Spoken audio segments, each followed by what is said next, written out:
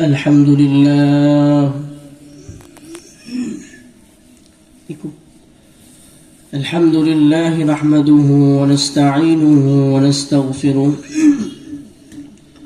ونؤمن به ونتوكل عليه ونعوذ بالله من شرور أنفسنا ومن سيئات أعمالنا من يهده الله فلا مضل له ومن يضلله فلا هادي له وأشهد أن لا إله إلا الله وحده لا شريك له وأشهد أن محمدا عبده ورسوله صلى الله تعالى عليه وعلى آله وأصحابه وبارك وسلم أما بعد فأعوذ بالله من الشيطان الرجيم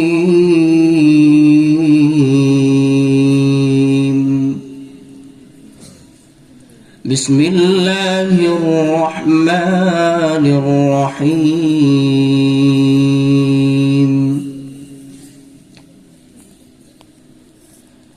قد أفلح المؤمنون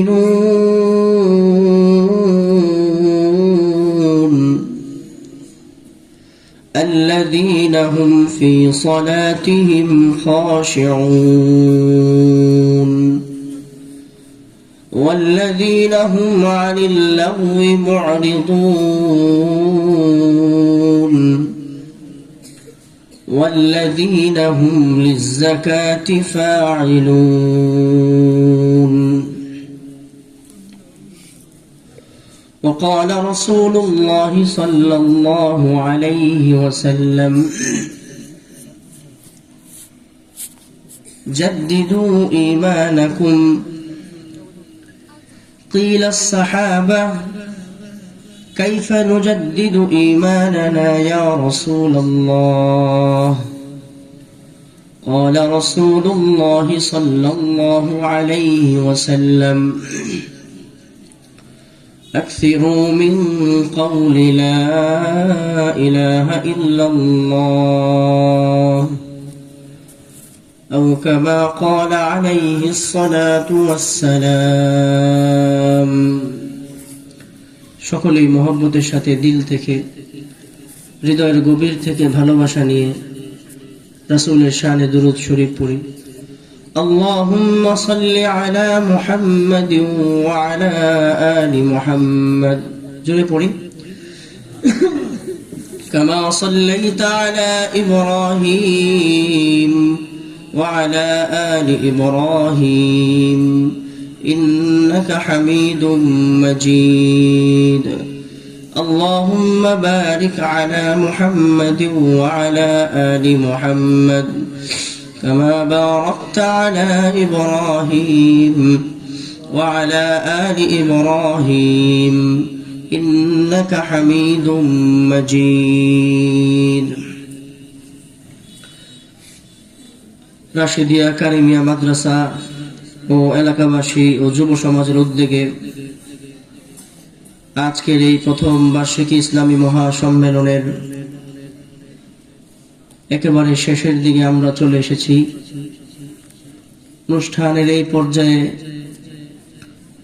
শ্রদ্ধেয় সভাপতি, মঞ্চে উপবিষ্ট দিগার উলামায়ে কেরাম, আমার সামনে বিভিন্ন এলাকা এবং অঞ্চল থেকে আগত মুসলিম তাওহীদি জনতা, পর্দার অন্তরালে অবস্থানরত অত্যন্ত শ্রদ্ধেয় সম্মানিতা মা ও বোনেরা, আল্লাহ রাব্বুল আলামিনের দরবারে আমরা সকলেই শুকর আদায় করি যে মহান রব্বুল আলামিন আজকের এই মাহফিলে আমাদের সকলকে উপস্থিত হওয়ার তৌফিক দিয়েছেন।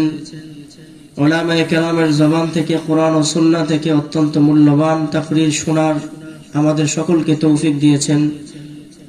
এজন্য আমরা হৃদয়ের গভীর থেকে সকলেই উচ্চ কণ্ঠে জোরে সোরে বলি আলহামদুলিল্লাহ। শীতে কি সবাই জমে গেছেন ভাই? তাহলে জোরে বলি আলহামদুলিল্লাহ। মুসলমানের আওয়াজ কমে গেছে, এই জন্য ইহুদিরা বেশি বাইরে গেছে, ঠিক কিনা বলেন? মুসলমানের আওয়াজ কমে গেছে, এই জন্য ইহুদিদের শক্তি বেড়ে গেছে। যদি আওয়াজটা আমাদের ঠিক মতো থাকতো তাহলে আজকে ওরা আমাদের উপরে তো জুলুম নির্যাতন করতে পারতো না, ঠিক কিনা জোরে বলেন? তাই আকাশ বাতাস মুখরিত করে বলি আলহামদুলিল্লাহ, সুবহানাল্লাহ, আলহামদুলিল্লাহ, লা ইলাহা ইল্লাল্লাহ, আল্লাহু আকবার। মাশাআল্লাহ।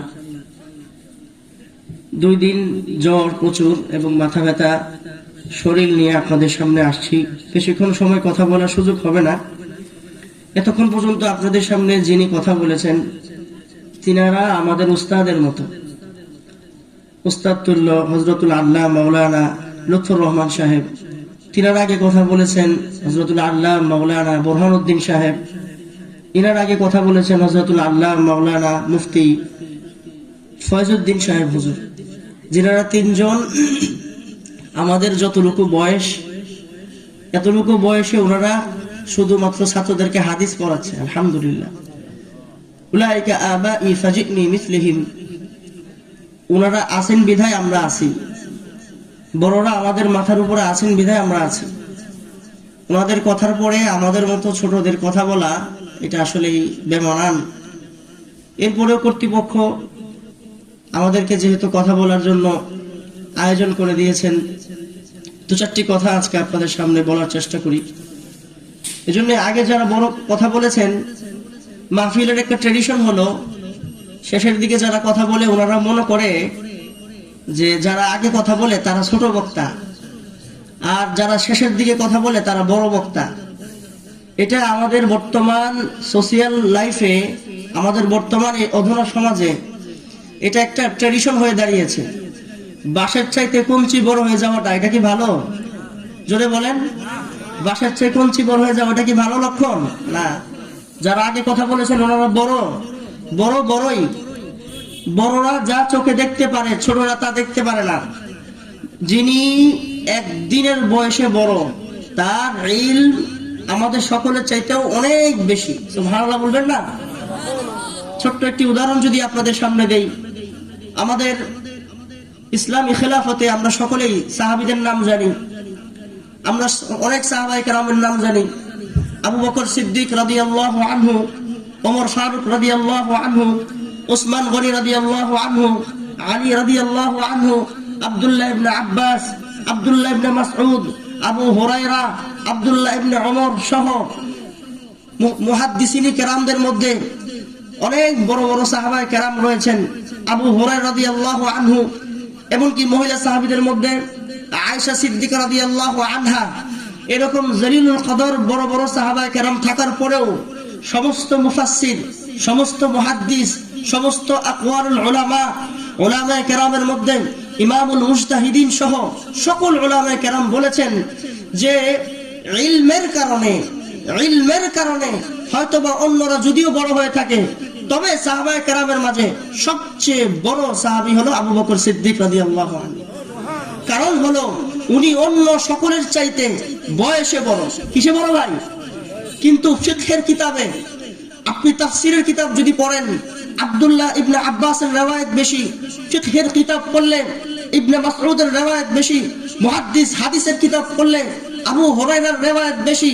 কিন্তু আমরা সকল উলামায়ে কেরামের সবকিছু পড়ার পরেও সকল সাহাবীদের মধ্যে আবু বকর সিদ্দিক রাদিয়াল্লাহু আনহুর মর্যাদা সবচেয়ে বেশি ছিল বয়সের কারণে। সুবহানাল্লাহ। এরপরে শুধু তাই নয়, আবু বকর সিদ্দিক রাদিয়াল্লাহু আনহু তিনি আগে ইসলাম ধর্ম গ্রহণ করেছেন। ইসলাম ধর্মের মধ্যে আগে মুসলিম হয়েছেন। আগে মুসলিম হওয়ার কারণে রাসূল সাল্লাল্লাহু আলাইহি সাল্লামের সোহবত বেশি পাইছেন।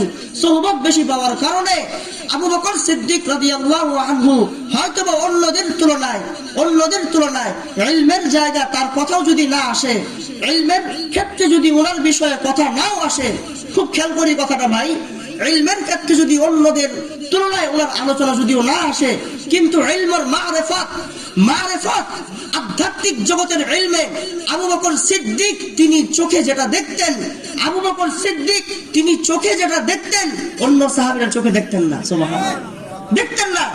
বড়ই যিনি বড় তিনি বড়ই। কালামুল মুলক মুলুকুল কালাম, যে বড় তার কথাটাও কথার মধ্যে বড়, তার কথাটা কি কথার মধ্যে বড়। এজন্য আমাদের আগে যারা কথা বলেছেন ওনারা সকলেই বর্তমান শাইখুল হাদিস পড়াচ্ছেন।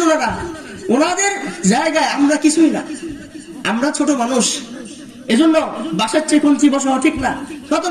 বড়রা কখনো কখনো ছোটরা বড়দের সাথে থাকতে থাকতে আল্লাহ ছোটদেরকেও বড় বানায় দেয়। সুবহানাল্লাহ, ছোটদেরকে আল্লাহ কি বানায় দেয়? বড় বানায় দেয়। এজন্য আজকে প্রধান আকর্ষণ, বিশেষ আকর্ষণ, প্রধান অতিথি, বিশেষ অতিথি, এগুলো ধোঁকা ছাড়া কিছু না। বড়ই হয়তো বা ওনারা বড় মুহাদ্দিস, শাইখুল হাদিস, কিন্তু ওনাদের নামগুলো হয়তো বা এভাবে আসতেছে না। কিন্তু আমরা নিজেরা বড়দের চাইতে নিজেদেরকে বেশি বড় মনে করি না। বলছিলাম আবু বকর সিদ্দিক রাদিয়াল্লাহু আনহু উনি চোখে যেটা দেখতেন সেটা আর কেউ দেখতে পেত না। একটা কথা হয়তো আপনারা সবাই শুনেছেন, বাচ্চাদেরকে একটু চুপ করান। এই কথা বলছো কেন? সবাই বসো, চুপ করে বসো। এখানে কিছুক্ষণ পরে বড় বড় আলেমরা আসবে। তোমরা যদি কথা বলো তোমাদের মাদ্রাসার বদনাম হবে, ঠিক কিনা বলো? আমাদের দ্বারা যদি আদবের কমতি হয় এলাকাবাসীর বদনাম, এই এলাকার জন্য বদনাম এটা। তো বলতেছিলাম আবু বকর সিদ্দিক তিনি চোখে যেটা দেখতেন এটা অন্য কেউ দেখতো না। কিভাবে? বিদায় হজের ভাষণে যখন পবিত্র কোরআনুল কারীমের এই আয়াত নাযিল হয়েছে, আল ইয়াউমা আকমালতু লাকুম দীনাকুম ওয়া আতমামতু আলাইকুম নি'মাতি ওয়া রাদিতু লাকুমুল ইসলাম দীনা, যখন এই আয়াত নাযিল হয়ে গেল আল্লাহ রাব্বুল আলামিনের পক্ষ থেকে মুহাম্মদুর রাসূলুল্লাহ সাল্লাল্লাহু আলাইহি সাল্লামের উপর পবিত্র কোরআনুল কারীমের বিধানের আয়াতের সিরিয়ালের সর্বশেষ আয়াত এটা, আল ইয়াউমা আকমালতু লাকুম। আল্লাহ যেদিন ঘোষণা করে দিলেন আজকে তোমাদের জন্য তোমাদের দ্বীনকে পরিপূর্ণ করে দেওয়া হলো, আজকে তোমাদের জন্য ইসলামকে পরিপূর্ণ করে দেওয়া হয়েছে, আজকের পর থেকে ইসলাম ধর্মে নতুন কোনো আর পদ্ধতি, নতুন কোনো মতাদর্শ, নতুন কোনো নিয়ম নীতি আর ঢুকবে না। ইসলামের মধ্যে যতটুকু আছে এখান থেকে আর কোনো কিছু বাদ যাবে না। নতুন কিছু ঢোকারও সুযোগ নাই, বাদ দেওয়ারও সুযোগ নাই। ইসলাম পরিপূর্ণ, এর মধ্যে নতুন কোনো মতাদর্শ, নতুন কোনো তন্ত্র, নতুন কোনো মন্ত্র, নতুন কোনো মতবাদ এর মধ্যে ঢোকানোর সুযোগ নাই। সব শেষ, সব কিছুকে শেষ করে দিয়ে ইসলামকে পরিপূর্ণ করে দেওয়া হয়েছে। রাসূল সাল্লাল্লাহু আলাইহি সাল্লাম বিদায় হজের ভাষণে সাহাবীদেরকে যখন বলছিল, হে আমার সাহাবীরা শোনো, আজকে তোমাদের জন্য ইসলাম পরিপূর্ণ করে দেওয়া হয়েছে। আমি রাসূল কি তোমাদের কাছে ইসলাম পরিপূর্ণভাবে পৌঁছে দিতে পেরেছি কিনা? রাসূল সাল্লাল্লাহু আলাইহি সাল্লাম এই প্রশ্ন করার পর সমুচ্চারিত শব্দে 1,25,000-এর উপরে প্রায় 1.25 লক্ষ সাহাবায়ে কেরাম উচ্চ কণ্ঠে বলেছেন, ইয়া রাসূলুল্লাহ সাল্লাল্লাহু আলাইহি সাল্লাম, দীর্ঘ 23 বছরের জিন্দেগিতে আল কোরআন তথা কোরআনের 6,236টা আয়াত, মতান্তরে 6,666 আয়াত এবং প্রায় 10 লক্ষের মতো হাদিস, সব কিছু শুধুমাত্র আপনি আমাদের কাছে পৌঁছিয়েছেন। বিষয়টি এমন নয়, পৌঁছিয়েছেন কিভাবে আমল করতে হবে সেই আমলের পদ্ধতি আপনি শিখিয়ে দিয়েছেন। সুবহানাল্লাহ, সবকিছু আপনি দিয়েছেন, সবকিছু আপনি বুঝিয়েছেন। তখন রাসূল সাল্লাল্লাহু আলাইহি সাল্লাম সাহাবীদের সামনে আসমানের দিকে তাকায় বলছে, আল্লাহ আপনি সাক্ষী থাকেন, আল্লাহ আপনি সাক্ষী থাকেন। এই যে কথা, এই ঘটনার পর সকল সাহাবায়ে কেরাম, খুব খেয়াল করেন, সকল সাহাবায়ে কেরাম হাসিতে খুশিতে উচ্ছ্বসিত হয়ে গিয়েছিল। সকল সাহাবীরা আনন্দে বাগবাগ হয়ে গিয়েছিল। সকল সাহাবীরা যখন একসাথে আনন্দ করতেছে যে ইসলাম পরিপূর্ণ, ধর্ম পরিপূর্ণ, আমাদের মক্কা বিজয় হয়ে গেছে, মক্কাকে আমরা দখল করে ফেলেছি, সবকিছু আমাদের হয়ে গেছে, সব যখন হাসি খুশিতে লিপ্ত, এক কোণায় বসে বসে আবু বকর সিদ্দিক রাদিয়াল্লাহু কান্না করতেছিলেন। যখন আবু বকর সিদ্দিক রাদিয়াল্লাহু আনহুর কাছে অন্য সকল সাহাবীরা গেলেন, গিয়ে বললেন, কি ব্যাপার, আজকের এই আনন্দের দিনে, আজকের এই খুশির দিনে আপনি কান্না করতেছেন? আবু বকর সিদ্দিক রাদিয়াল্লাহু আনহু তখন সকল সাহাবীদেরকে বলছিলেন, হে আমার সাহাবীরা, তোমরা দেখতেছো ইসলামের খুশি, তোমরা দেখতেছো ইসলাম পরিপূর্ণ হয়ে গেছে, তোমরা দেখতেছো ইসলাম আজকে আমাদের কাছে আমরা খুব শান শৌকত মর্যাদায় পরিপূর্ণ হয়ে গিয়েছি।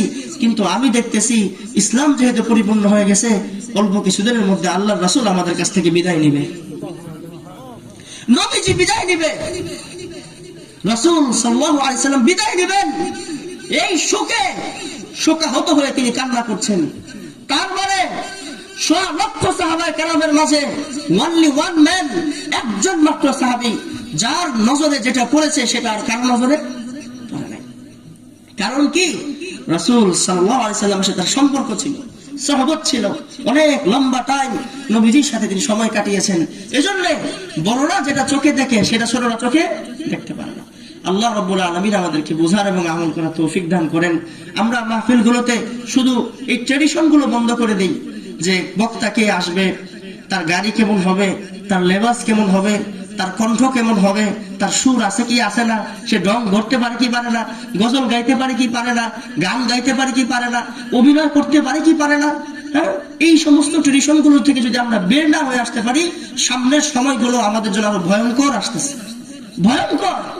এই যে আগে আমাদের হযরতুল আল্লাহ মাওলানা লুৎফুর রহমান সাহেব হুজুর এই যে ইসলামের কথাগুলো বলে গেলেন, আজকে সারা পৃথিবীর অবস্থা খারাপ।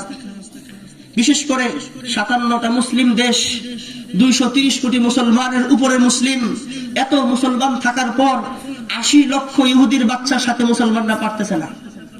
কেন পারতেছে না ভাই? কি জন্য পারতেছে না? আমাদের ইমানের দুর্বলতা। কিসের দুর্বলতা ভাই? ইমানই দুর্বলতা।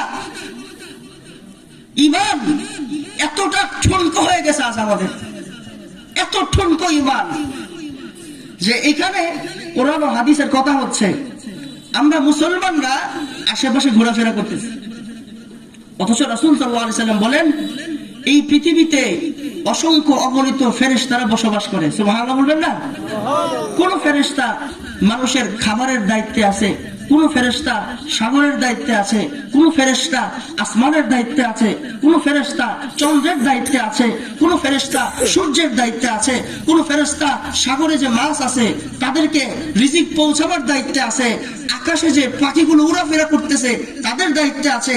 এই এলাকা যেন কোনো বড় বড় হায়নার আক্রমণ করতে না পারে, কোনো অদৃশ্য বড় বড় আযাব গজব যেন না আসে, এই আযাব গজব থেকে দূরে রাখার জন্য ফেরেশতারা আছে। সুবহানাল্লাহ বলবেন না? প্রত্যেকটা মানুষের সাথে সকাল থেকে নিয়ে ফজর থেকে নিয়ে মাগরিব পর্যন্ত 20 জন ফেরেশতা প্রতিটা মানুষকে পাহারা দেয়। সুবহানাল্লাহ বলবেন না? আবার মাগরিবের সময় থেকে শুরু করে ফজর পর্যন্ত প্রত্যেকটা মানুষকে 20 জন ফেরেশতা বডিগার্ডের দায়িত্ব পালন করে। এই যে এই অবস্থা, এরপরে এত অসংখ্য ফেরেশতারাও যখন তাদের কানে আওয়াজ হয়, যখন ফেরেশতারা শুনতে পারে, ক্বালা রাসূলুল্লাহ সাল্লাল্লাহু আলাইহি ওয়াসাল্লাম, ক্বালা আল্লাহু তাআলা, যখন ফেরেশতাদের কানে পৃথিবীর কোন জায়গা থেকে, কোন মাহফিলের মঞ্চ থেকে পবিত্র কুরআনুল কারীমের তেলাওয়াতের আওয়াজ যায়, আর রাসূল সাল্লাল্লাহু আলাইহি ওয়াসাল্লামের হাদিসের আওয়াজ যখন কোন ফেরেশতার কানে গিয়ে পৌঁছায়, ফেরেশতারা তাদের সকল কাজের দায়িত্ব ছেড়ে দিয়ে যেখানে কোরআনের আওয়াজ হয়, কোরআনের তেলাওয়াত হয়, সেইখানে ফেরেশতারা জমাটবদ্ধ হয়ে বসে যায়। আজ ফেরেশতা বসে কিন্তু মুমিন বসে না, মুমিন মুসলিম বসতে চায় না। এর একমাত্র কারণ হলো মুমিনের হৃদয় থেকে ঈমান দুর্বল হয়ে গেছে, ঈমান বিদায় হয়ে গিয়েছে। ঠিক কিনা ভাই? আজ মুমিনের হৃদয় ঈমান শূন্য। পৃথিবীতে সব কিছুর পরিবর্তন হয়। পৃথিবী কাকে বলে? পৃথিবী মানেই পরিবর্তনশীল, পৃথিবী মানেই পরিবর্তনশীল। কিন্তু পৃথিবীতে সব কিছুর পরিবর্তন হবে। দিনের পরে রাত আসবে, রাতের পরে দিন আসবে, সব আসবে। পৃথিবীতে রাষ্ট্রের পরিবর্তন আসে, দায়িত্বশীলের পরিবর্তন আসে, চেয়ারম্যান মেম্বারের পরিবর্তন আসে, সবকিছুর পরিবর্তন হবে, হবেই, হতে থাকবে। কিন্তু একটা জায়গায় পরিবর্তন আসতে পারবে না। এক জায়গা অপরিবর্তনীয়, অপরিবর্তনশীল, সেটা হলো সবকিছুর পরিবর্তন হবে, আল্লাহ এবং আল্লাহর বান্দার সাথে সম্পর্কের কোনো পরিবর্তন হতে পারবে না। কথা ক্লিয়ার ভাই? কথা কি স্পষ্ট বোঝা যাচ্ছে ভাই? কথা ক্লিয়ার কিনা? পৃথিবীর সবকিছু পরিবর্তন হবে, কিন্তু বান্দার সাথে আল্লাহর সম্পর্কের কোনো পরিবর্তন আসবে না। কিন্তু আজকে সবকিছু ঠিক রেখে শুধু আল্লাহর সাথে সম্পর্ক নষ্ট হয়ে গেছে আমাদের। হয়েছে কিনা? সবকিছু সম্পর্ক নষ্ট হয়ে গেছে। আজকে আমার ইমান আমাকে মাহফিল আনতে পারতেছে না। আমরা যুবক ভাইরা এখন প্যান্টের পকেটে হাত দিয়ে ব্রিজের উপর আড্ডা মারতেছি, পাশেই মেলা বসতে সেখানে ঘুরতে পারতেছি, সেখানে ঘোরাফেরা করতেছি, সেখানে খাবার দাবার করতেছি, কিন্তু মাহফিল আমরা আসতে পারতেছি না। এর একমাত্র কারণ কি? ইমানি দুর্বলতা। আজকে আয়াত পুস্তক আফলাহাল মুমিনুন আল্লাযীনা হুম ফি সালাতিহিম খাশিউন, সময় পেলে একেবারে শেষের দিকে শুধু তরজমাটুকু আপনাদেরকে শোনাবো। তাহলে ইমানি দুর্বলতার কারণে আজ আমাদের সবচেয়ে বড় সমস্যা। সাহাবা কেরামের ঈমান কেমন ছিল? সাহাবীদের ঈমান কেমন ছিল? একটা ঘটনা থেকে আমরা সাহাবীদের ঈমান বুঝতে পারবো। রাসূল সাল্লাল্লাহু আলাইহি সাল্লাম একদিন রাস্তা দিয়ে যাচ্ছেন। কথা কি বুঝা যাচ্ছে ভাই? আপনারা যদি লড়াচড়া না করেন তাহলে বুঝবো না। কথা বুঝা যায়? রাসূল সাল্লাল্লাহু আলাইহি সাল্লাম রাস্তা দিয়ে যাচ্ছেন, এক ইহুদির সাথে নবীজির সাক্ষাৎ হওয়ার পর ইহুদির কাছে একটা উট ছিল, উট অথবা একটা ঘোড়া। নবীজি সাল্লাল্লাহু আলাইহি সাল্লাম ওই ইহুদিকে বললেন, হে ইহুদি, আমি তোমার কাছ থেকে এই উটটা কিনতে চাই। নবীজি সাল্লাল্লাহু আলাইহি সাল্লাম বলেন, বর্তমান সমাজ দিয়ে যদি আমরা বুঝাই আপনাদেরকে, তাহলে রাসূল সাল্লাল্লাহু আলাইহি সাল্লাম বলেন, হ্যাঁ ঠিক আছে, এটা আপনি কিনতে পারেন, এটার দাম ধরেন 1 লক্ষ টাকা। কথার কথা কত ভাই? 1 লক্ষ টাকা। 1 লক্ষ টাকা দিয়ে আপনি আমার কাছ থেকে এই উটটা কিনে নেন। রাসূল সাল্লাল্লাহু আলাইহি সাল্লাম এই উটটা কিনে নিলেন, 1 লক্ষ টাকা ইহুদিকে দিলেন। কোন ইহুদি বলেন তো? আজকের যারা এই যে ইসরায়েলের মধ্যে যারা মুসলমানদেরকে আক্রমণ করতেছে, এরা তো সেই জাতি। কি জাতি ভাই? এরা কি ভালো নাকি উল্টা?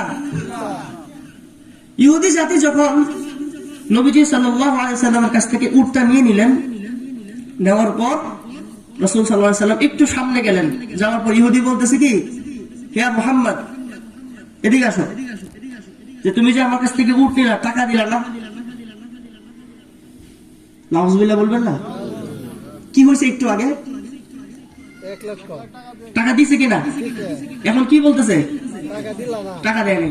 কত বড় জানোয়ার, কত বড় বদমাইশ, কত বড় মানে দুষ্ট হইলে এরকম কাজ করতে পারে। তখন রাসূল সাল্লাল্লাহু আলাইহি সাল্লাম যখন এই কাজটা করলেন, তখন নবীজি তো বলল, আমি তোমার টাকা দিছি। তো ইসলামের একটা নীতি আছে। তখন ইহুদি বলল, তুমি যে আমাকে টাকা দিছো, প্রমাণ দাও। কি দাও? প্রমাণ দাও। তখন তো নবীজি সাল্লাল্লাহু আলাইহি সাল্লাম প্রমাণ দিতে পারতেছে না, কারণ এখানে আশেপাশে কেউ আছে নাই। এই যে আশেপাশে কেউ না থাকার পর রাসূল সাল্লাল্লাহু আলাইহি সাল্লামের সাথে ইহুদির এই ক্রয় বিক্রয়ের সাক্ষ্য না দেওয়ার কারণে রাসূল সাল্লাল্লাহু আলাইহি সাল্লাম এই অবস্থার মধ্যে, উনি বিচলিত অবস্থার মধ্যে পড়ে গেলেন, কিং কর্তব্য বিমূঢ় হয়ে পড়লেন। নবীজি সাল্লাল্লাহু আলাইহি সাল্লাম যখন দেখলেন যে না, সমস্যা খুব বেশি, তখন নবীজি দাঁড়ায় ছিলেন, কিছু করতে পারতেছেন না। এখন ইহুদিও দাঁড়ায় আছে, রাসূল সাল্লাল্লাহু আলাইহি সাল্লাম দাঁড়ায় আছে, সবকিছু যখন একসাথে দাঁড়িয়ে কিছুক্ষণ পর অনেক দূর থেকে একজন সাহাবী আসতে দেখা যাচ্ছে। সাহাবীর নাম একটু পরে বলতেছি। একদম আস্তে আস্তে যখন কাছাকাছি চলে আসছে, রাসূল সাল্লাল্লাহু আলাইহি সাল্লাম দেখলেন সাহাবীকে চেনা যায়। সাহাবীকে কি করা যায়? একেবারে কাছাকাছি আসার পর নবীজি দেখলেন, ও খুযাইমাতুল আনসারী রাদিয়াল্লাহু আনহু। সাহাবীর নাম কি? মুখস্থ করেন। এখন তো কিছুদিন পরে সাহাবীদের নাম আমাদের সমাজ থেকে হারিয়ে যাবে, কারণ ক্লাস 1 থেকে শুরু করে আপনার একেবারে ডিগ্রি শ্রেণী পর্যন্ত, মাস্টার্স পর্যন্ত এমন ভাবে সিলেবাস তৈরি করা হচ্ছে, যে সিলেবাসে মুসলমানের সন্তান 10 জন সাহাবীর নাম মুখস্থ করতে পারবে না। নাউজুবিল্লাহ বলেন। এরকম এক গভীর সিলেবাস আমাদের সামনে তুলে দেওয়া হচ্ছে। এবং দেখেন রাসূল সাল্লাল্লাহু আলাইহি সাল্লাম যখন দেখলেন খুযাইমাতুল আনসারী, তখন খুযাইমা বলেন, ইয়া রাসূলুল্লাহ, আপনি এখানে কি করতেছেন? রাসূল সাল্লাল্লাহু আলাইহি সাল্লাম বলেন, ইহুদির সাথে আমার ক্রয় বিক্রয় হলো, আমি তাকে টাকা দিলাম, সে আমাকে উট দিল, কিন্তু ইহুদি এখন বলতেছে আমি নাকি তাকে টাকা দেই নাই। সাক্ষীর অভাবে আমি এখন এখান থেকে যেতে পারছি না। তখন খুযাইমাতুল আনসারী রাদিয়াল্লাহু আনহু বললেন, হে ইহুদি, আমি সাক্ষ্য দিলাম, আমি সাক্ষ্য দিচ্ছি আল্লাহর রাসূল সাল্লাল্লাহু আলাইহি সাল্লাম তোমাকে টাকা দিয়ে দিয়েছে। সুবহানাল্লাহ বলবেন না? আমি সাক্ষ্য দিচ্ছি আল্লাহর রাসূল সাল্লাল্লাহু আলাইহি সাল্লাম তোমাকে টাকা দিয়ে দিয়েছে। এখন ইহুদি লেজ গুটিয়ে চলে গেল। নবীজি সাল্লাল্লাহু আলাইহি সাল্লাম খুযাইমাতুল আনসারীকে জিজ্ঞেস করেন, ইয়া খুযাইমা, একটু আগে যে ঘটনা ঘটে গেল তুমি তো এটা দেখো নাই, কোন কথার ভিত্তিতে, কোন শক্তির বলে, কিসের ভিত্তিতে তুমি সাক্ষ্য দিলা? সেদিন খুযাইমাতুল আনসারী রাদিয়াল্লাহু আনহু বজ্র কণ্ঠে উচ্চ আওয়াজে এক ইয়াকিন আর ঈমানের পরিচয় দিয়ে খুযাইমাতুল আনসারী বলেন, ইয়া রাসূলুল্লাহ সাল্লাল্লাহু আলাইহি সাল্লাম, মাত্র অল্প কিছুদিন আগে আমি আপনার কাছে ইসলাম ধর্ম গ্রহণ করেছি। ইসলাম ধর্ম গ্রহণ করে আমি আমার 14 গোষ্ঠীর মুখে লাথি মারছি, আমি আমার বাপ দাদার ধর্মে লাথি মেরে দিয়েছি। আপনি বলেছেন আল্লাহ আছে, আমি বিশ্বাস করেছি। আপনি বলেছেন কিয়ামত হবে, বিশ্বাস করেছি। জান্নাত আছে, বিশ্বাস করেছি। জাহান্নাম আছে, বিশ্বাস করেছি। আপনি যা বলেছেন সব বিশ্বাস করেছি। আপনি বলেছেন কবর আছে, বিশ্বাস করেছি। কবরে হিসাব আছে, বিশ্বাস করেছি। হাসরের ময়দানে আল্লাহর সামনে দাঁড়াতে হবে, বিশ্বাস করেছি। আল্লাহকে দেখিনি কোনদিন দু চোখে, আমার রব কেমন আমি জানি না, আপনি বলেছেন, আমি বিশ্বাস করেছি। এত কিছু যদি আমি বিশ্বাস করতে পারি, অল্প কয়টা টাকা আপনি ইহুদিকে দিবেন এটা আমি বিশ্বাস করতে পারবো না? সুবহানাল্লাহ বলবেন না? এটা হলো দিস ইজ ঈমান, এটা হলো বিশ্বাস। আজ সেই বিশ্বাসের মধ্যে ঘুণে ধরছে, ঘুণে। সব করা 90% মুসলমানের এই বাংলাদেশে মুসলিম সন্তানদেরকে আকীদার দিক থেকে ধ্বংস করার জন্য, বিশ্বাসের দিক থেকে ধ্বংস করার জন্য, বিশ্বাসের দিক থেকে ধ্বংস করার জন্য, তাদের ঈমানের ভিত দুর্বল করার জন্য সবচেয়ে বড় যে ষড়যন্ত্র চলতেছে, একটা ষড়যন্ত্র হলো মুসলমানের সন্তানরা স্কুলে গিয়ে পড়াশোনা করবে ঠিক, কিন্তু তারা ঈমান শিখবে না, নাচানাচি শিখবে। ব্যাংক কিভাবে লাফায় সেটা শিখবে, সাইকেল কিভাবে চালায় সেটা শিখবে, রান্না বান্না কি করে সেটা শিখবে, ডিম ভাজি শিখবে, আলু ভর্তা বানানো শিখবে, সব কিছু শিখবে। কিন্তু আমার দেশের এই লক্ষ কোটি কোটি টাকা খরচ করে যে সন্তানরা পড়াশোনা করবে, সেই সন্তানরা মুসলমানের ইসলামী আকীদা শিখবে না। ঠিক কিনা ভাই? জোরে বলেন না কেন? আশ্চর্য মনে হচ্ছে আপনারাও কিছু বুঝতেছেন না কথাগুলা। হ্যাঁ, কথা ঠিক আছে কিনা? এই যে বিষয় আশ্চর্য, দেখেন আমার দেশের টাকা লক্ষ লক্ষ কোটি কোটি কোটি টাকা দিয়ে পদ্মা সেতু তৈরি হলো। পদ্মা সেতু তৈরি হয়েছে, পদ্মা সেতুতে যেই পরিমাণ টাকা গেছে সব গেছে, ঠিক আছে, কিন্তু পদ্মা সেতুর ইঞ্জিনিয়ার কে? পদ্মা সেতুর ইঞ্জিনিয়ার হলো চায়না থেকে, কোরিয়া থেকে, জাপান থেকে আনছে। তাহলে আমার দেশের বুয়েটের ছাত্ররা কি করতেছে? ঢাকা ইউনিভার্সিটির ছাত্ররা কি করে? জগন্নাথের ছাত্ররা কি করতেছে? পাবলিক ইউনিভার্সিটির প্রায় 20টার উপরে ইউনিভার্সিটি, এরা কি করতেছে? এদের ছাত্রগুলো কোথায়? আমার দেশ, আমার রাষ্ট্র, আমার দেশের ট্যাক্সের পয়সা দিয়ে ইউনিভার্সিটি গুলো পরিচালনা করা হয়, কিন্তু এখানে ইউনিভার্সিটি থেকে ভালো ইঞ্জিনিয়ারের জন্ম হচ্ছে না। শুধু কি খালি এই ইসলাম আর ধর্মটাই শেষ হচ্ছে? আজকের যে সময় 10 বছর বয়স, 12 বছর বয়সে জাপানের ছেলেরা সফটওয়্যার তৈরি করে, 8 বছর বয়সে জাপানের ছেলেরা, আমেরিকার সন্তানরা কম্পিউটারের সফটওয়্যার তৈরি করে, কিভাবে বিল্ডিং বানাইতে হয় সে 8 বছর বয়সে তারা নকশা তৈরি করতে পারে, 12 বছর বয়সে তারা ইঞ্জিনিয়ার হতে পারে। আমার দেশের সন্তান 20-25 বছর বয়সে তারা কিছুই জানে না। তারা যেভাবে জাগতিক ভাবেও নিচে নেমে গেছে, আত্মমর্যাদার দিক থেকেও তারা নিচে নেমে গেছে। আজকে ইউনিভার্সিটি গুলো থেকে নাস্তিক জন্ম দিয়েছে, নাস্তিক।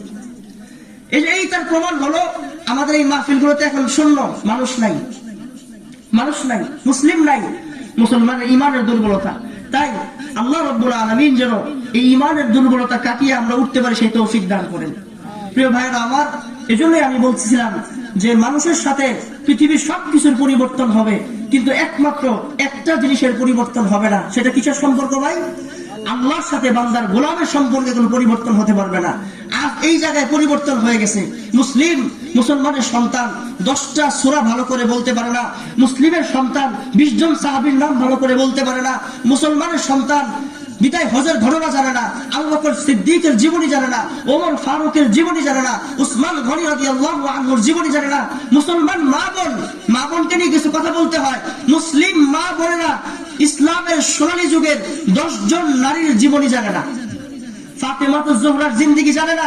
ফাতেমাতুজ জোহরা, খাদিজাতুল কুবরা রাদিয়াল্লাহু আনহুম, মারইয়াম আলাইহিস সালামের ঘটনা সহ, হাসান বসরি, রাবিয়া বসরি সহ, সুমাইয়া রাদিয়াল্লাহু আনহা সহ এরকম নামি দামি মহিলাদের জিন্দেগি জানে না। জানে ভাই? কিন্তু এই মা বোনকে গিয়ে যদি জিজ্ঞেস করেন স্টার জলসার একেবারে 6টা থেকে শুরু করে, একেবারে সন্ধ্যা 6টা থেকে শুরু করে রাত 12টা পর্যন্ত 12টা শো দেয়, 12টা শো। এই 12টা শো তারা নায়কের নাম সহ, নায়িকার নাম সহ সব তারা বলতে পারে। এতটা নষ্ট হয়ে গেছে জাতি। এবং এটা যে এমনি নষ্ট হয়ে গেছে বিষয়টা এমন নয়, নষ্ট করার গভীর ষড়যন্ত্র চলতেছে। কি চলতেছে ভাই? গভীর ষড়যন্ত্র চলতেছে। আজকে আমাদের মা বোনরা স্বামীর উল্টা চলে। স্বামী যদি বলে একভাবে চলতে, তারা উল্টা পাল্টা চলে। এর একমাত্র কারণ ইমানি দণ্ডদশা। কি দণ্ডদশা? ইমানি দণ্ডদশা। পুরুষদের আমাদেরও দোষ আছে। আমরা আমাদের মা বোনদেরকে ইসলামের পরিবেশ ঠিক করে দিতেছি না, দ্বীনের পরিবেশ দেই না। আমরা আমাদের মা বোনদেরকে ভালো করে তালিমের মধ্যে নিয়ে যাই না, ওয়াজ মাহফিলে নিয়ে যাই না। আমরা ঈদ আসলে মা বোনকে মার্কেটে নিয়ে যাই, কিন্তু মাহফিল হইলে মাহফিলে মা বোনদেরকে নিয়ে আসে না। বছরের পর বছর, সময়ের পর সময়, এভাবে যখন 5 বছর, 10 বছর, 20 বছর চলে যায়, যাওয়ার কারণে এক পর্যায়ে ইমানের যে বীজ এটা দুর্বল হয়ে পড়ে, ইমানের যে শক্তি এটা মরে যায়। এর মধ্যে আগাছার জন্ম হয়, বেঈমানের মুনাফিকের আচরণ জন্ম হয়। এরপরে আমাদের এই মা বোনগুলো ঘরের মধ্যে নষ্ট হয়ে যাচ্ছে। আজকে পর্দার কথা বললে মা বোন সেট করে ওঠে, দেখবেন যে গরম করে ওঠে। দাড়ির কথা বললে গরম হয়ে যায়, স্বামী দাড়ি রাখতে চাইলে দেয় না। এজন্য ভাই আল্লাহ রাব্বুল আলামিন আমাদেরকে ইমানি দণ্ডদশা থেকে বেঁচে ওঠার তৌফিক দান করেন। অনেক অসুস্থ, কথা বলতে খুব কষ্ট হচ্ছে, তাই বলতেছিলাম ভাই কয়েকটা আমলি কথা বলি। সব কিছুর পরিবর্তন হবে, কিসের পরিবর্তন হবে না? আমার সাথে আল্লাহর গোলামের সম্পর্কের পরিবর্তন হবে না। আমরা সবাই আল্লাহ রাব্বুল আলামিনের গোলাম। আমরা পুরুষরাও আল্লাহর গোলাম, আমরা মা বোনরাও আল্লাহ তাআলার গোলাম। গোলামের পরিচয় কি ভাই? গোলাম কাকে বলে? গোলাম বলে যে গোলাম সে মালিকের কথা ছাড়া চলতে পারে না। ঠিক কিনা বলেন? যে গোলাম সে মালিকের কথা ছাড়া চলতে পারে? মালিকের কথা ছাড়া, মালিকের হুকুম ছাড়া সে কোনো কিছু করতে পারে না। মালিকের হুকুম ছাড়া সে ঘর থেকে বাইরে পর্যন্ত যেতে পারে না। এই যে আমরা গোমেস্তা রাখি, মাঝে মাঝে গোলাম রাখি, তারা কি আমাদের হুকুম ছাড়া চলতে পারে? না। তাই আমরা হলাম গোলাম। আল্লাহ হলো রহমান, আল্লাহ হলো রব্বুল আলামিন, আল্লাহ হলো রব্বুস সামাওয়াতি ওয়াল আরদ। তিনি আসমান জমিনের রব, তিনি হায়াতের মালিক, মৌতের মালিক। তাহলে সবকিছুর পরিবর্তন হবে। আল্লাহর সাথে বান্দার কিসের পরিবর্তন হবে না ভাই? গোলামের পরিবর্তন হবে না। আল্লাহ রব্বুল আলামিনের সাথে আমাদের সম্পর্ক হলো কিসের? গোলামের। এখন আমরা যে আল্লাহ রব্বুল আলামিনের গোলাম, এটা প্রকাশ করব কি দিয়ে ভাই? প্রকাশ করব কিভাবে? খুব খেয়াল করি ভাই, আল্লাহ রব্বুল আলামিন আমাদেরকে গোলাম হিসেবে ডাকতে পছন্দ করে বেশি। সুবহানাল্লাহ বলবেন না? আল্লাহ রব্বুল আলামিন আমাদেরকে গোলাম হিসেবে ডাকতে পছন্দ করে বেশি।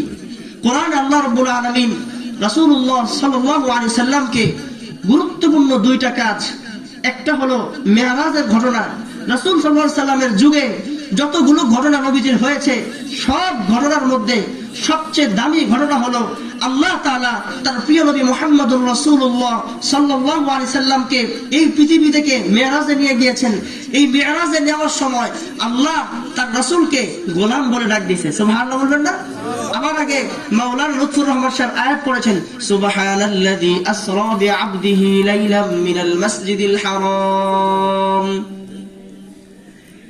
সুবহানাল্লাযী আসরা বিআবদিহি লাইলাম মিনাল মাসজিদিল হারাম ইলাল মাসজিদিল আকসা। এই আয়াতের মধ্যে আল্লাহ রাব্বুল আলামিন মুহাম্মদুর রাসূলুল্লাহ সাল্লাল্লাহু আলাইহি সাল্লামকে আব্দ বলেছেন। আব্দ কি বলেছেন ভাই? আব্দ মানে গোলাম। আমরা সবাই গোলাম আল্লাহ তাআলার। আমার 3.5 হাত বডি পুরোটা গোলাম। গোলাম আল্লাহর হুকুম ছাড়া চোখ চলতে পারবে না, আল্লাহর হুকুম ছাড়া কান ব্যবহার হবে না, আল্লাহর হুকুম ছাড়া হাত চলবে না, আল্লাহর হুকুম ছাড়া পা কোথাও যাবে না, আল্লাহর হুকুম ছাড়া চোখ কোন নাজায়েজ দৃশ্য দেখবে না। ঠিক কিনা ভাই বলেন না কেন? আমরা সবাই গোলাম, আমরা সকলেই গোলাম। তাই গোলাম তো আল্লাহ তাআলার হুকুমের বাইরে চলতে পারে না। প্রিয় যুবক ভাইরা আমার, তোমাকে বুঝতে হবে তুমি আল্লাহর গোলাম। তুমি যখন মোবাইল চালাও, তোমার মোবাইল চালানোর সময় তোমাকে মনে রাখতে হবে তুমি আল্লাহর গোলাম। সুবহানাল্লাহ বলবেন না? রাতের গভীর অন্ধকারে তুমি যখন মোবাইল টিপো, প্রিয় মা বোন, যখন টিভির সামনে বসে থাকেন, যখন স্টার জলসা দেখেন, যখন নায়ক আর নায়িকাদেরকে দেখেন, যখন নর্তকী আর জানোয়ারদেরকে দেখেন, এটা দেখার আগে চিন্তা করবেন এই চোখ আপনার না, আপনি গোলাম হিসেবে আল্লাহ চক্ষু আপনাকে দিছে। ঠিক কিনা বলেন ভাই? আল্লাহ আপনাকে দিছে। অতএব আপনার চোখ, আপনার কান, আপনার দিমাগ, দিল, এগুলো আল্লাহর হুকুমের বাইরে ব্যবহার হতে পারে না। এজন্য গোলাম যেহেতু আমরা, গোলামি আল্লাহর কাছে প্রকাশ করব কিভাবে? রাসূল সাল্লাল্লাহু আলাইহি সাল্লামের একটি হাদিস, আকসিরু মিন কওলি লা ইলাহা ইল্লাল্লাহ। মুহাদ্দিসরা, আল্লাহর ওলিরা তারা বলেন, আমি যে আল্লাহর গোলাম, এটা সব সময় আমি আল্লাহর সামনে প্রকাশ করব হলো কাসরাতি যিকরিল্লাহ। সব সময় আমি আল্লাহর জিকির বেশি বেশি করব। কার জিকির বেশি বেশি করব? আল্লাহর জিকির বেশি বেশি করব। এই জিকিরের একটা মূল নীতি রাসূল সাল্লাল্লাহু আলাইহি সাল্লাম আমাদেরকে বলেছেন যে শোনেন, জিকিরের মূলনীতি হলো তুমি এইভাবে জিকির করো, তোমার জিকিরের দ্বারা যেন জিহ্বা ভিজা থাকে। সুবহানাল্লাহ বলবেন না? জিকির দ্বারা জিহ্বা ভিজা রাখেন ভাই। টাকা টাকা টাকা টাকা টাকা টাকা টাকা করতে করতে করতে করতে বলতে বলতে জিহ্বা এখন আমাদের ভিজে যাচ্ছে।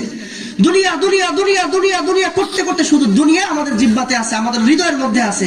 কিন্তু নবীজি বলেছেন কাসরাতি যিকরিল্লাহ, অধিক পরিমাণ জিকির করে করে তুমি তোমার জিহ্বাকে ভিজিয়ে রাখো। তাহলে আমাদের বর্তমান দিলের যে হালত, বর্তমান আমাদের দিল হয়তোবা কখনো শক্ত থাকে, কখনো নরম থাকে। ঠিক কিনা? এখন ইবাদত না করতে করতে শক্ত হয়ে গিয়েছে। তাই শক্ত দিলের জিকির হলো ইস্তিগফার। কি বলছি ভাই? শক্ত দিলের জিকির কি? ইস্তিগফার। ইস্তিগফারের পানি দিয়ে আপনি আপনার দিলকে ভিজিয়ে রাখুন, ইস্তিগফারের পানি দিয়ে কলিজাটাকে ভিজান। এটাই আমার শেষ কথা। আর নরম দিলের জিকির হলো লা ইলাহা ইল্লাল্লাহ, লা ইলাহা ইল্লাল্লাহ। আর শক্ত দিলের জিকির কি ভাই? জোরে বলেন। ইস্তিগফার। আল্লাহ রাব্বুল আলামিন বলেন, ওয়া আনিস্তাগফিরু রাব্বাকুম সুম্মা তুবু ইলাইহি ইউমাত্তিউকুম মাতাআন হাসানা। শোনো, তুমি যদি ইস্তিগফার করো, ইউমাত্তিউকুম মাতাআন হাসানা, তোমার জীবন, তোমার যৌবন, তোমার পরিবার, তোমার সন্তান, তোমার সম্পদ, তোমার ইজ্জত, সবকিছুতে আমি আল্লাহ বরকত দান করব, নিয়ামত দিয়ে পরিপূর্ণ করে দিব। তুমি কারখানা করবা, কারখানায় বরকত দিব। ফার্ম করবা, গরু ছাগলে বরকত দিব। তুমি বিবাহ করবা, ওই জিন্দেগিতে আমি বরকত দিব। তোমার জীবনের সব জায়গায় আমি আল্লাহ বরকতে বরকতে পরিপূর্ণ করে দিব। ইস্তিগফার দিয়ে আমি আমার দিলের পাথরটাকে ভিজিয়ে রাখবো তো ইনশাআল্লাহ। আর বেশি বেশি আস্তাগফিরুল্লাহর পাশাপাশি নরম দিলের জন্য হলো লা ইলাহা ইল্লাল্লাহ, লা ইলাহা ইল্লাল্লাহ। 100 বার যদি কেউ পড়ে, হাসরের ময়দানে আল্লাহ রাব্বুল আলামিন তার বান্দার চেহারাটাকে পূর্ণিমার মতো আলোকিত করে দিবে। মা বোনরা যারা আছি, আমরা অনেকেই অসুস্থ থাকি, অনেকেই খুব কষ্টে থাকি, অনেকেই যন্ত্রণার মধ্যে থাকি, অনেকে শারীরিক রোগে ভুগি, অনেকে গোপন রোগে ভুগতে থাকি, অনেকের এমন এমন রোগ আছে যে রোগের কথা কাউকে বলতে পারে না। মা বোন সকলকেই বলছি সুবহানাল্লাহ 33 বার, আলহামদুলিল্লাহ 33 বার, আল্লাহু আকবার 34 বার। এই আমলগুলো সকল মা বোনরা 5 ওয়াক্ত নামাজের পর যদি কেউ করে, ফাতেমাতুজ জোহরা রাদিয়াল্লাহু আনহার আকওয়াল, ফাতেমা রাদিয়াল্লাহু আনহা বলেন, যদি এই আমলগুলো আমি করার পর, আমি ফাতেমা একা 4 মহিলার কাজ করছি। কত মহিলার কাজ? 4 মহিলার কাজ করছি। তার মানে এ থেকে আমরা বুঝতে পারি, যদি এই আমলগুলো মা বোনরা করে, ইনশাআল্লাহ মা বোনদের হায়াতে বরকত হবে, সুস্বাস্থ্য হবে, এবং মা বোনদের বড় বড় গোপন গোপন রোগ আল্লাহ ভালো করে দিবে, অভাব আল্লাহ তাআলা দূর করে দিবে। নবীজি সাল্লাল্লাহু আলাইহি সাল্লাম বলেছেন, বেশি বেশি জিকির করলে আল্লাহ অভাব দূর করে দিবে। কি দূর করে দিবে? আজকের বর্তমান বাংলাদেশের বাজার অবস্থা খুব খারাপ, খাদ্যদ্রব্যের দাম অনেক বেড়ে গেছে, অর্থনৈতিক অবস্থা একেবারে শূন্যের কোঠায়। এই কঠিন দুর্দশাগ্রস্ত সময়ের মধ্যে আমাদের শান্তির ঠিকানা, আমাদের মুক্তির ঠিকানা, আমাদের মুক্তির একমাত্র উপায় ইস্তিগফার। কি ভাই? ইস্তিগফার। আল্লাহ রাব্বুল আলামিন আমাদের সকলকে বেশি বেশি ইস্তিগফার করার তৌফিক দান করেন। সুবহানাল্লাহ ওয়া বিহামদিহি সুবহানাকাল্লাহু ওয়া বিহামদিক আশহাদু আল লা ইলাহা ইল্লা আনতা আস্তাগফিরুকা ওয়া আতুবু ইলাইক। অসুস্থ শরীরে কথা বলেছি, সকলে আমার জন্য দোয়া করবেন, আল্লাহ যেন আমাকে দিনের জন্য কবুল করেন। আসসালামু আলাইকুম ওয়া রাহমাতুল্লাহ।